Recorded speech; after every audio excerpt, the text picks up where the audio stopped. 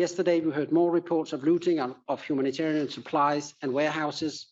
We and our partners continue to call on the parties to the fighting to respect humanitarian personnel and assets. The fighting has also displaced civilians, as we will hear more about, in the capital Khartoum and across the country, including Darfur.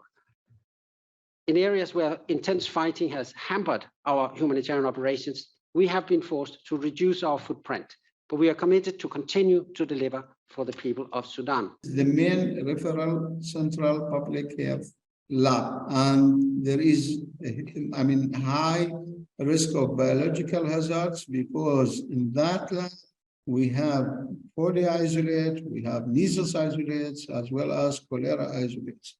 So with the electricity shut down and with no technician taking care of all these, the risk of biological hazard is high in Khartoum because of the occupations of the lab by one of the fighting parties. It is not really necessary to say which party. The news of the ceasefire is extremely encouraging as long as it holds. As you know, all initiatives of that sort are very, very much welcome in a context where we know that families that we've spoken to in Khartoum have not moved out of their house since the last 8 days, and very, very few movements of populations within the capital.